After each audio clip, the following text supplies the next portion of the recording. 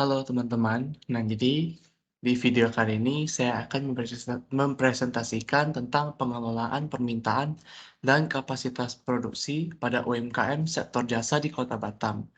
Nah, jadi ada saya sendiri, Junan Nulim, ada teman saya Andrew, ada Henry, Nicholas Fernandes, dan Alvin Noveranjo.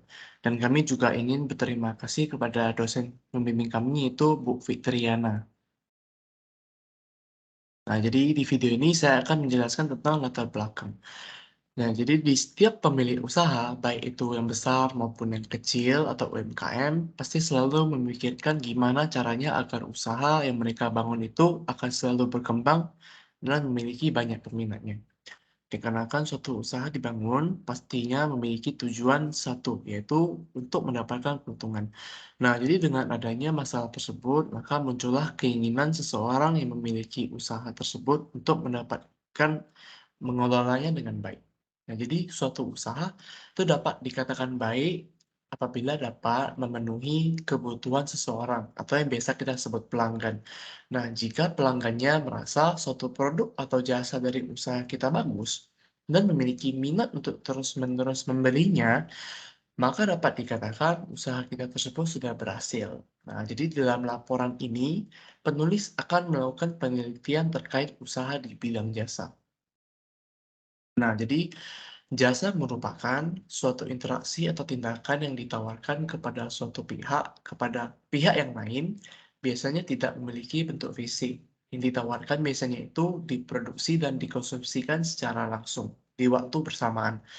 Nah, produk-produk jasa dapat meliputi jasa potong rambut, jasa cuci AC, jasa menjaga bayi, dan lain-lain. Nah, jadi di dalam produk jasa tidak sama dengan produk barang, dikarenakan tidak memiliki bentuk fisiknya, sehingga bisa tergolong unik, dikarenakan penilaiannya jika barang akan dinilai dari kualitas barangnya. Nah, jika jasa, maka yang akan dinilai adalah dari segi sisi emosionalnya. Nah, maka dari itu, jasa yang akan penulis pakai adalah jasa laundry ekstra kilo di UMKM Batam. Nah, jadi di dalam usaha jasa itu perlu untuk memperhatikan beberapa hal sebagai berikut. Seperti pemasaran jasa. Nah, jadi di dalam ini itu perlu mengetahui gimana caranya agar dapat menawarkan produk jasa kita. Gimana caranya menawarkan agar konsumen tertarik untuk mencobanya.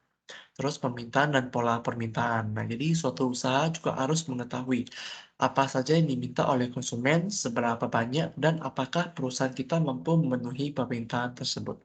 Selanjutnya ada pengelolaan kapasitas produksi. Nah, jadi suatu usaha harus bisa menentukan atau memperkirakan berapa banyak yang bisa diproduksi. Dan tujuan penelitian. Nah, jadi tujuan dari penelitian ini adalah untuk mengetahui apakah UMKM di Laundry Extra Kilo sudah memperhatikan hal-hal seperti pemasaran jasanya, permintaannya, pola permintaan, dan pengelola kapasitas produksi. Dan manfaat penelitian itu, manfaatnya adalah bisa untuk menambahkan wawasan dari penulis dan pembaca, serta untuk mengetahui apakah produk jasa dari UMKM Laundry Extra Kilo sudah memperhatikan pemasaran jasa, permintaan, pola permintaan, dan pengelola kapasitas produksinya. Oke, nah selanjutnya akan dijelaskan oleh teman saya. Dilakukan oleh sekelompok atau agen tertentu, dan conference reservation atau pesanan yang dilakukan karena adanya kepentingan tertentu.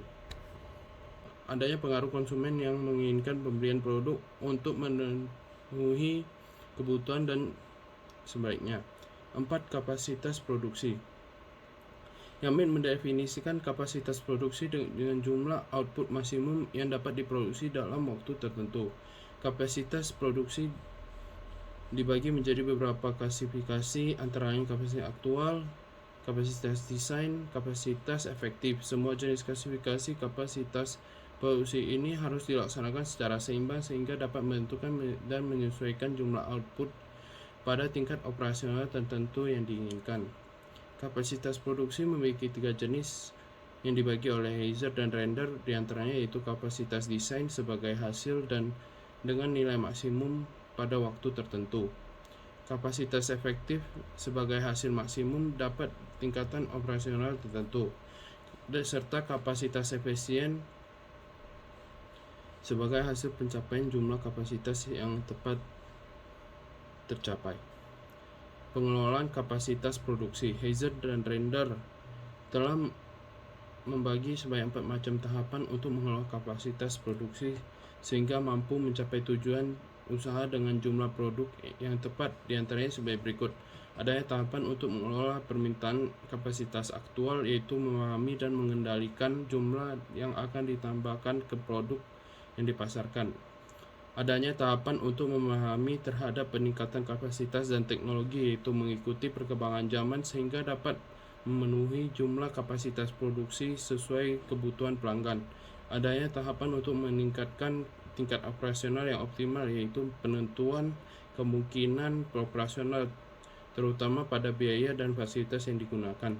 Adanya tahapan untuk melakukan perubahan, yaitu adanya manajemen operasional yang fleksibel terhadap alat uji kapasitas terutama pada resiko.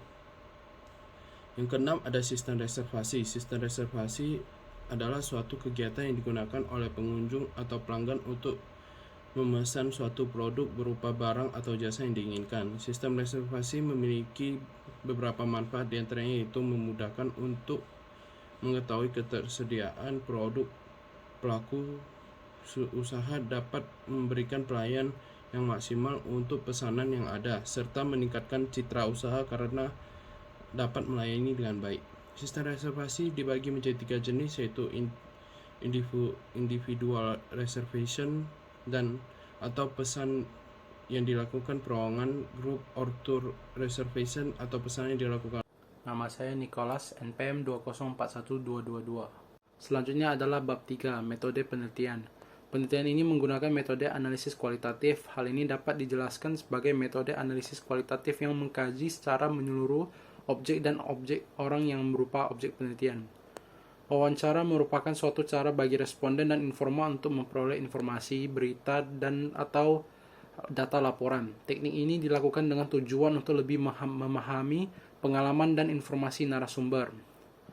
Metode analisis kualitatif dilakukan berdasarkan data-data yang dikumpulkan secara kualitatif. Data-data yang digunakan dalam penyusunan karya ilmiah ini adalah data primer dan data sekunder. Data primer adalah data yang diperoleh dari sumber langsung melalui wawancara dan observasi. Sedangkan data sekunder adalah data yang diambil dari penelitian sebelumnya dan diperoleh dari artikel. Halo, perkenalkan nama saya Alvin Novanjo Chandra dengan NPM 2041225. Dan di bab 5 ini saya akan menjelaskan tentang hasil dan pembahasan. Yang pertama, ada hasil analisa pola permintaan. Menurut kelompok kita, dari beberapa hasil pola permintaan yang sering digunakan, mulai dari pola permintaan pendek, yaitu dengan jangka waktu kurang dari 1 tahun. Selanjutnya ada pola permintaan jangka menengah, yaitu waktu di bawah 3 tahun. Dan yang terakhir ada pola permintaan dalam jangka waktu lebih dari 3 tahun. Dan pola yang kita gunakan di UMKM Laundry Extra Kilo yaitu menggunakan pola permintaan jangka pendek dan jangka waktu kurang dari 1 tahun. Karena UMKM laundry yang kita jasakan itu lebih untuk kebutuhan masyarakat, terkecuali laundry yang kita jasakan khusus konsumen seperti perhotelan, itu baru bisa terjadi permintaan jangka menengah sampai jangka panjang. Next. Nah, selanjutnya mengenai dengan hasil pengelolaan permintaan. Menurut kelompok kita,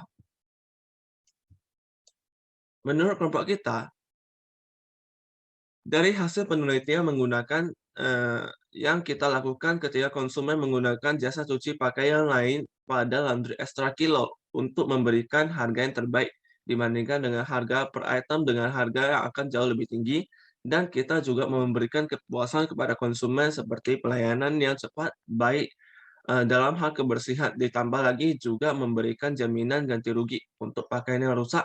Dan dari sana kita wawancara mengenai kepuasan dan masukan pendapat dari konsumen. Hasilnya sebanyak 90% konsumen puas dengan kita. Oke, next. Nah, baru selanjutnya ada hasil analisa kapasitas UMKM. Dari hasil kita analisa, UMKM laundry yang menggunakan metode track, yaitu metode yang kita menggunakan mengumpulkan dan mempelajari data untuk memprediksi tentang perilaku pelanggan di masa depan berdasarkan analisis data. Dan kita menggunakan metode ini menurut hasil penelitian yang kita ambil dari media suara ASU, dari media suara USU, yang mengatakan di zaman sekarang banyak yang makin hari semakin sibuk. Ya, semakin sibuk mengenai kerjaan. Akibatnya orang tidak punya waktu buat hal-hal sepele seperti cuci pakaian. Nah, akibatnya apa ke depannya UMKM laundry akan dibutuhkan? Ya, sudah pasti. Dan yang kita yakin untuk ke depannya jasa laundry itu masih sangat dibutuhkan. Apalagi kita buka di tengah kota. Nah, dan masyarakat yang sangat sibuk mengenai pekerjaan, alhasil usaha UMKM laundry bisa jadi semakin berkembang ke depannya. Nah, dan ini adalah kapasitas produksi untuk mengenai jumlah produksi laundry extra kilo yang kita bisa produksi dalam satu hari mencapai 150 kilo pakaian. Ya. Dan per kilonya kita hargai 8.000 ya 1 kilonya. Nah, jadi dalam satu hari kita bisa menghasilkan omset kurang lebih ya 1,2 juta. Nah, 1,2 juta otomatis omset per bulannya menghasilkan sebanyak 36 juta. Nah, dihitung dari laba kotor, belum termasuk biaya maintenance dan lain seperti listrik 1 bulan itu ada 1 juta, air 1 bulan itu 500.000, dan deterjen 40 kilo itu per bulannya itu sebanyak 1 juta, pewangi 45 kilo itu 450.000, dan ada gaji karyawan itu ada 3 orang, itu 6 juta, dan bensin delivery atau yang pengantar yang kulier itu 1 bulannya 350.000. Nah, dan ada lain-lain 1 bulan itu 200.000. Dan baru yang selanjutnya ada total biaya operasional itu semua 8 juta. Nah, jadi ya total keuntungannya kita kurang dari keseluruhannya itu ya sebesar 28 juta. Itu udah keuntungan laba bersihnya. Next. Nah, dan yang terakhir adalah sistem reservasinya gimana. Nah, cara mengenai pesanan dan sistemnya gimana. Bisa kita menggunakan sistem jasa antar jemput. Dengan cara ini, pelanggan tidak perlu lagi ribet harus ke sana secara langsung, tapi pelanggan bisa via WA ke pihak delivery dan bisa update pakaian bekas sesuai dengan lokasi yang dituju, dan pelanggannya sesuai lokasi yang dituju. Jika udah bersih, bisa diantar kembali ke rumah pelanggan atau ke rumah kliennya. Oke, sekian dari saya.